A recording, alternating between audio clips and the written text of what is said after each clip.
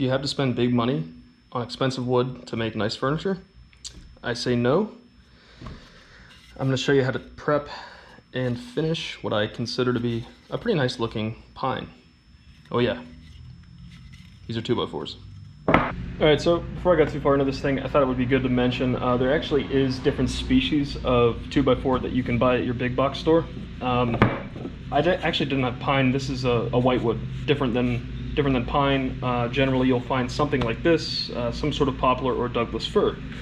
It's good to know which one you have if you're going to be buying multiple, I guess, or having multiple runs to the big box store and picking up whatever you need. They do have a different hue to them.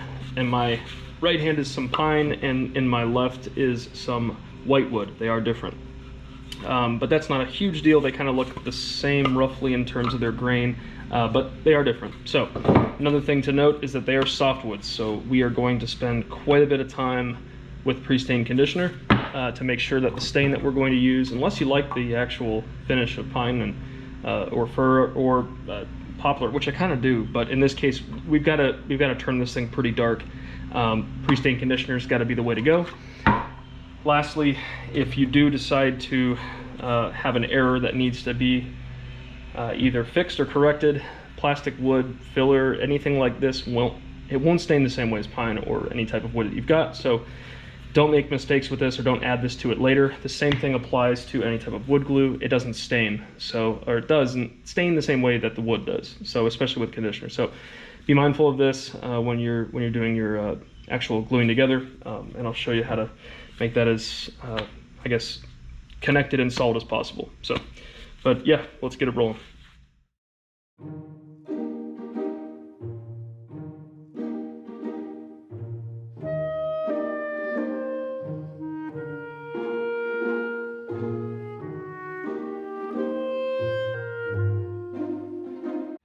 When you buy 2x4, there's going to be some, I don't know if they're routed, but the way that they're ripped apart, you'll have some sort of beveled edged or tapered edged at some point. So when you go to glue these together, you're going to have some sort of like park bench, what you'd see there, indentation there. So basically what I'm doing, I'm going to plane these down to try to get them as smooth as possible.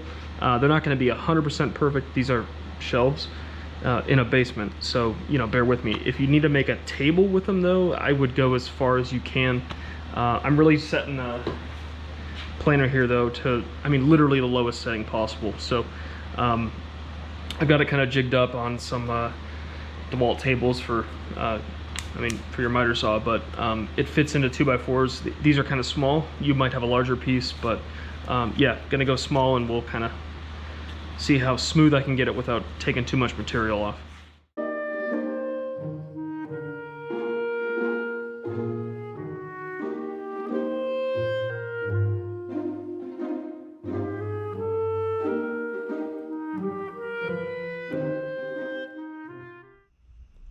All right, so I think these turned out pretty good. Kind of put them together. I think this is a good place to start really fine-tuning these. I want to kind of point out some of the imperfections I'll look for, how to sand, and what I'm going to do. But for the most part, the planing of these turned out pretty, I think pretty decent. There's definitely some flaws, which I'm going to go into here in a minute. But even just putting the boards together, you can see there's definitely a little bit of a gap we're going to try to smooth out. Not that I want these to be like, completely flush, but I do want them to not have any like type of hairline, cracks, anything like you're seeing here. So I'll go into that in a second, but some of the things to note, especially on this type of wood, I'm gonna try to show this on camera, but there it is. So a lot of times the way these are like packaged or shipped, there's a lot of straps or stuff gets nicked. This is pretty untreated, so for the most part at least, you're gonna have some nicks here. I don't know if you can tell from this shot here, but there's a little bit of a nick here. I'm gonna try to remove and try to smooth out. Nothing crazy, this is pretty minor, but if you start looking really carefully at this, you'll start to see this very frequently. The other thing to note too, this is a good board for this, but inside of the actual knot there's a lot of where the board was ripped. It's almost like a sandpapery type of pulling from the wood fiber, so we're not going to smooth that all the way down. That's definitely going to be a place we want to spend a lot of time doing the pre-stain conditioner, but for the most part, you do want to run and smooth this out the best you can without putting marks into the grain or anything like that. So I'm going to start with just a 120 grit, and this is not going to be aggressive or hard. I just have a flat handle here.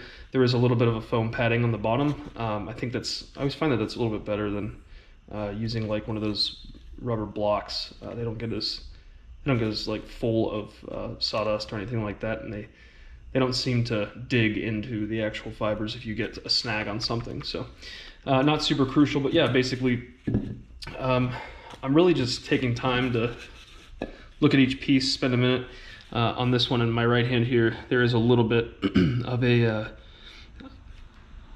kind of a concave pull into that one.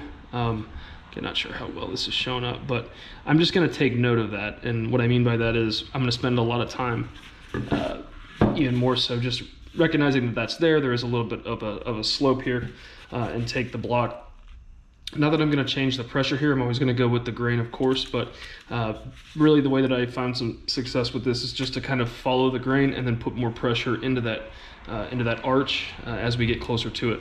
I'm not trying to round off the edge of this thing. That's what is kind of important here. You don't want to put a lot of pressure down. It's really easy to start digging into that corner, and there's going to be a lot of material pulled away with this. So, but yeah, basically I'm gonna go through each one of these, take my time, and just kind of lay into the wood a little bit and just make sure I'm lifting at the end, and I'm just going as smooth as I can, try to get that out.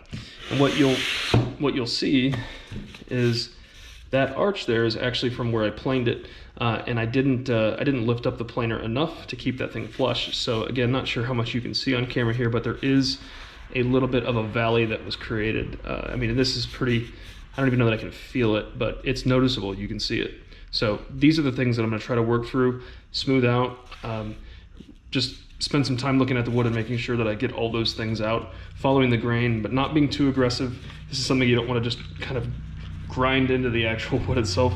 This is not to remove material so much as to just clean up and get things ready for the conditioner. So I'm going to get started on this, and I'll show you the end result.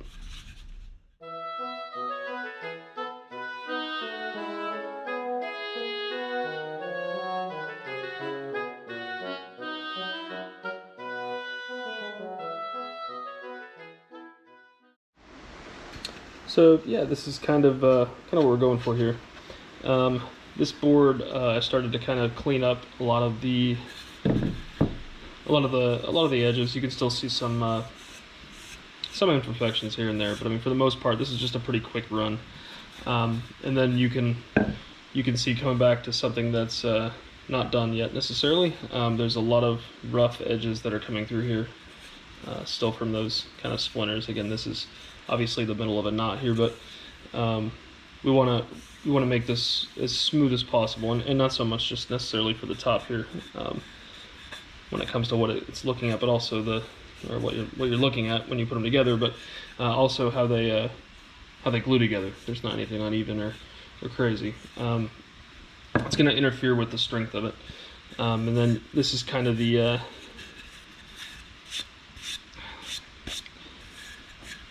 this is kind of one that's been finished just to clean up some of those rough edges.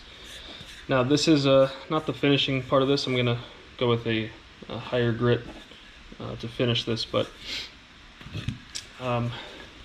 really comparing the two, I'm not sure how well this is coming up, to be honest, but really comparing the two, this is just, well, really what you should be doing before you start doing any type of stain or anything in general, but just spending a little bit more time on the details. This will make a big difference moving into the finishing part when we start actually staining, and especially when we start polyurethaning. So I'm going to finish the rest of these, and then we're ready to glue. So I think I'm going to make that a second video. But yeah, this is the prep work that I like to do. Definitely not a pro, but yeah, I think it makes terrible wood, in quotations, look a little bit better. Yeah.